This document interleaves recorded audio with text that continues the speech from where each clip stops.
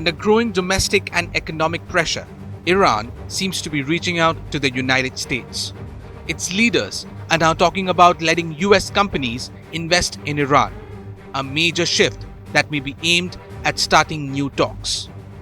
Iranian officials may be testing if the US is ready for a bigger deal, one that goes beyond just nuclear limits and includes economic ties. Talks began in Oman on April 12th, but whether they lead to real progress depends on what both sides are willing to offer. Right now, US sanctions make it nearly impossible for American businesses to enter Iran. These include both primary sanctions, which ban direct trade, and secondary sanctions, which punish foreign companies that do business with Iran.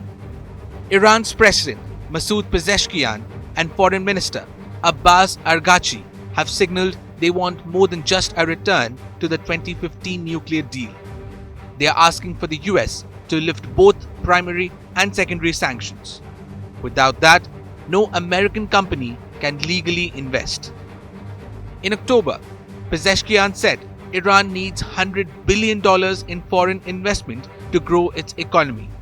This week, he said Supreme Leader Ali Khamenei has no objection to American investors as long as they aren't involved in spying or regime change efforts. Araghchi echoed this in a Washington Post op-ed. He said the US should allow its companies to tap into what he called a $1 trillion opportunity in Iran. Even so, US sanctions are just one part of the problem. Iran's economy is tightly controlled by the government and powerful groups like the Revolutionary Guard. There's a lack of clear rules, and foreign companies often face unfair treatment. Back in 2016, Boeing was allowed to sell planes to Iran under a special license. But after Trump left the 2015 deal, that license was cancelled and the planes were never delivered. To make real investments work, Iran would need to fix its business system. That means reducing the power of state-backed groups, ending corruption, and creating fair rules for everyone. Some Iranian officials now seem ready to use their economy as a bargaining chip.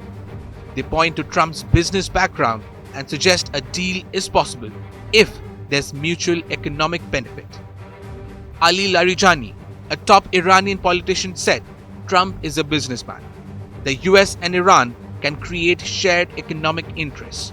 But he also warned that threats and attacks would lead to conflict, not peace.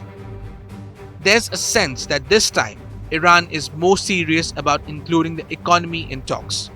One tweet by a relative of Khamenei hinted at nearly $1 trillion in projects that could be open to US investors.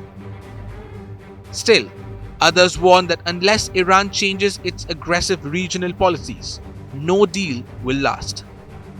A future agreement, they say, must include both security and strong economic terms.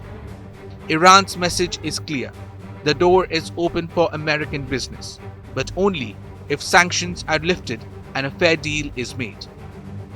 With Shashank Mattu and Rudrashish Kanjalal, Bureau Report, India Today Global.